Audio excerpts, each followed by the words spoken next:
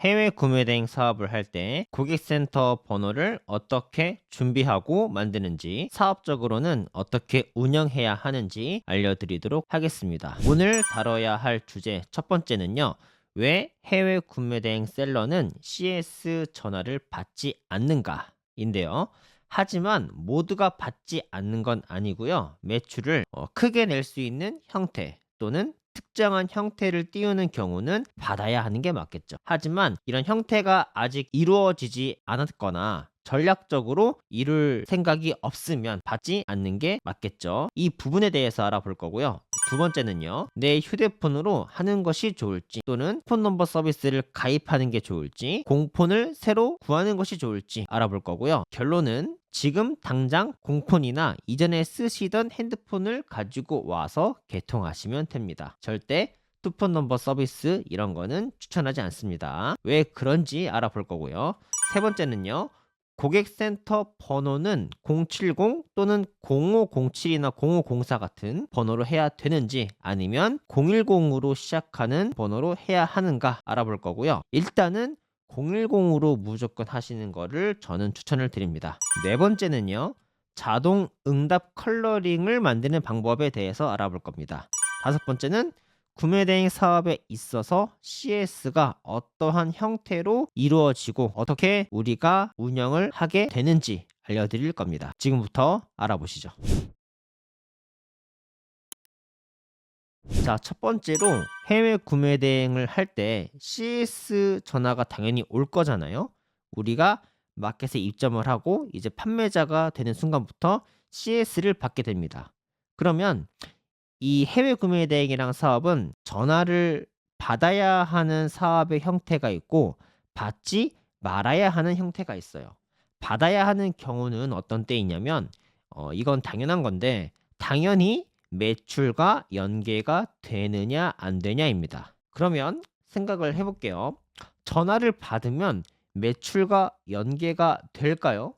보통 매출과 연계가 되는 CS가 오는 회사는 뭐냐면 말 그대로 회사예요. 즉 브랜드가 있고 연계 상품이 있는 회사. 이런 회사에 문의를 하는 고객들은 자신들의 고민을 말하고요. 그 고민을 해결하기 위한 어떤 코스나 프로그램 또는 세트나 패키지들 중에서 어떤 걸 선택해야 하는지, 어떤 순서로 사용해야 하는지 이런 것들을 상담하게 되고 곧 상담이 전환, 즉 매출로 이어집니다. 그래서 상담 시 매출과 서비스 고객 만족에 직접적으로 작용을 해요. 그런데 이커머스 사업은 어떻죠? 나만의 브랜드, 어떤 스토리가 있는 브랜드를 창설한 것이 아니라 지금 대중들이 가장 많이 찾고 우리 판매자 입장에서는 판매가 될 확률이 높은 상품들을 서치해서 찾아서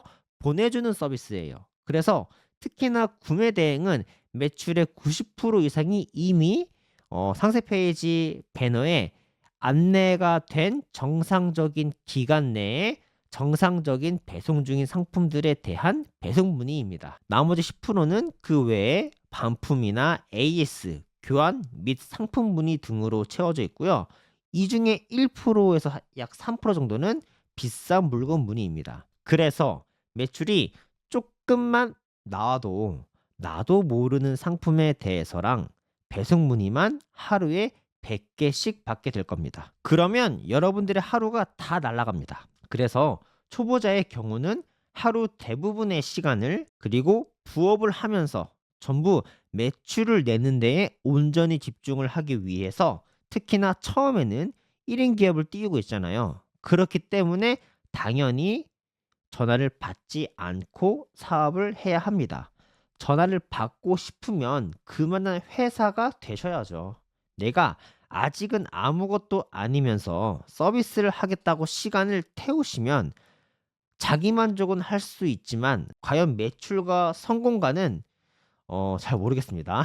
그런데 구매 대행이라도 CS를 받아야 하는 경우가 있습니다. 바로 전문몰 형태를 띄우게 되거나 특정 컨셉을 가지게 되어서 매니아층이 찾는 쇼핑몰을 이루었을 경우입니다. 이땐 당연하죠.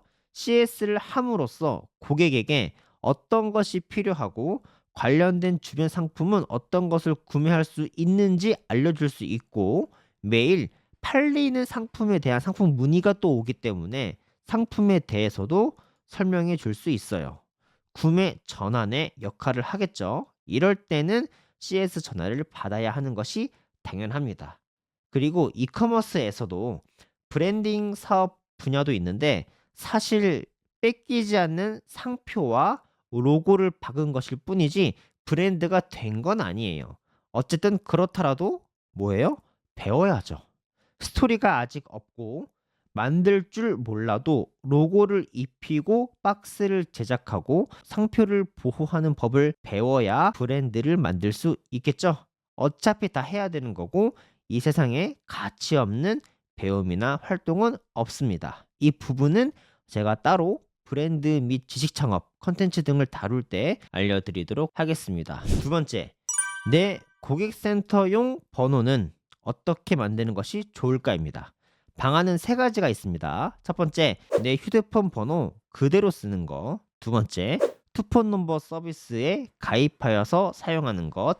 세 번째, 공폰을 구해서 그대로 사용하는 것.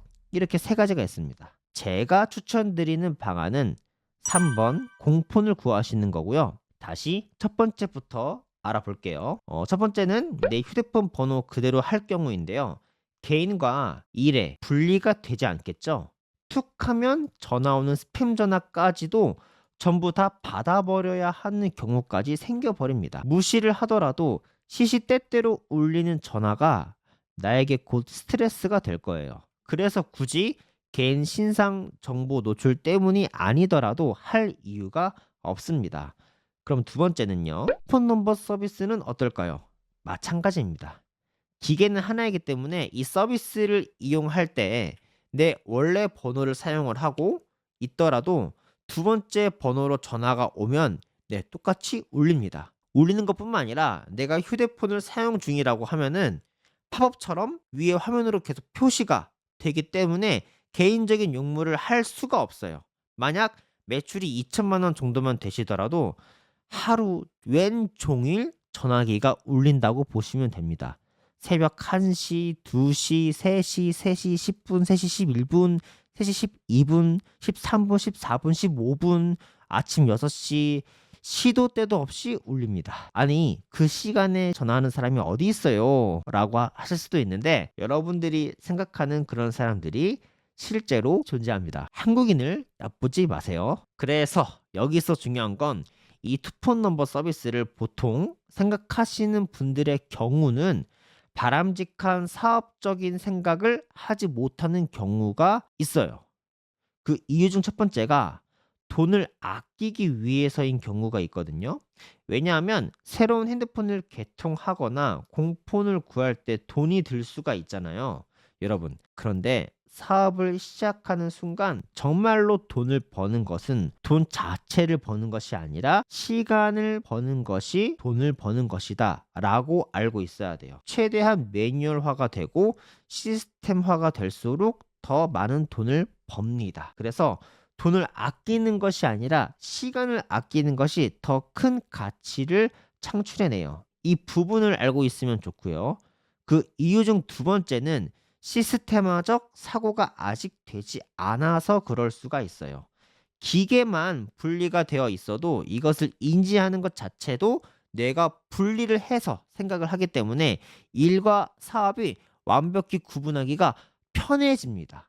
내가 구분을 하려고 억지로 생각을 해내는 게 아니라 구분이 아예 물리적으로 분리가 되어 있기 때문에 뇌 에너지 관리가 용이하고요. 그리고 가끔 이런 질문이 있어요. 하나의 사업자로 여러 나라의 구매 대행을 해도 되나요?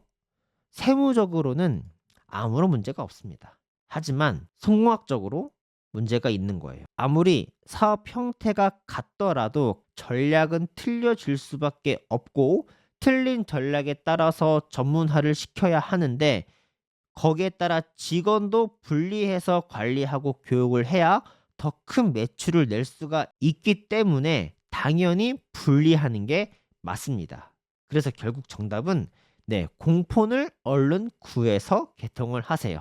앞에 말씀드린 이러한 이유 등뿐만 아니라 정말 수많은 이유 등으로 인해 어쨌든 공폰을 하나 만드는 것만으로 개인과 업무가 완벽하게 분리가 되고요. 모든 고객 문의 내용을 공폰에 쌓을 수가 있잖아요. 그러면 1인 기업으로 하다가 나중에 직원을 뽑아서 업무를 위임을 할 때에도 공폰 하나만 딱 쥐어주면서 바로 전달할 수가 있는데, 만약 내 핸드폰으로 CS를 하고 있었다면 여기 그동안 쌓인 막대한 데이터와 개인 메시지를 전부 분리하는 작업을 밤새 해야 되겠죠? 그래서 공폰을 구매하시는 게 좋습니다. 그리고 개통하실 때 주의사항은 컬러링을 만들 때 비즈링이라는 사이트를 이용할 건데요. 이 비즈링이란 홈페이지의 서비스가 뭐냐면 내가 녹음한 파일을 컬러링으로 지정할 수 있다는 겁니다.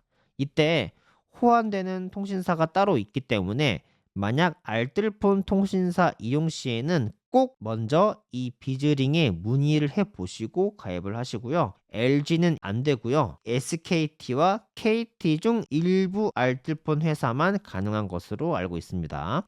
그리고 무조건 알뜰폰으로 하실 필요는 없습니다. 공식 통신사 요금제를 쓰더라도 10,000원 이하의 요금제가 나오고요. 요금제도 정말로 아끼고 싶으시다면은 그냥 완전 최저가, 제일 기능 없는 것으로 하세요. 그리고 쓰시면서 요금제가 제공하는 허용치를 넘어서면 그때 거기에 맞는 요금제로 바꾸시는 게 돈을 아끼는 거예요. 쓰지도 않을 요금제를 넉넉히 내가 가입을 해서 매달 요금제를 내는 것보다 첫 달 허용치를 넘게 쓰고 거기에 맞춰서 바꾸면 첫 달은 조금 많이 써서 돈이 많이 나오더라도 앞으로 1년 동안 아끼는 연간 금액이 더 크기 때문에 요금제는 가장 적은 것부터 하시기를 권장드립니다. 세 번째 알아볼 것은 고객센터 번호는 010 그대로 쓰느냐 아니면 070이나 뭐 0507 이런 번호로 바꿔서 써야 하느냐입니다. 우리가 070 및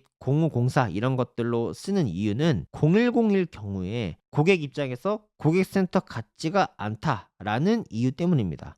하지만 시대가 시대인지라 010으로 된 번호가 고객센터인 것도 많은 분들이 이미 익숙해졌고요. 개인정보 유출되는 것이 싫다라고 하시는 분들도 이미 우리가 공폰을 개통한 것을 사용하기 때문에 해당되지가 않습니다. 그리고 가장 큰 이유는요. 구매대행에서 잘 팔리는 상품들 중 한 번 팔면은 200만 원 이상의 순수익을 낼 수 있는 고가 상품에 대한 CS를 하기 위함입니다.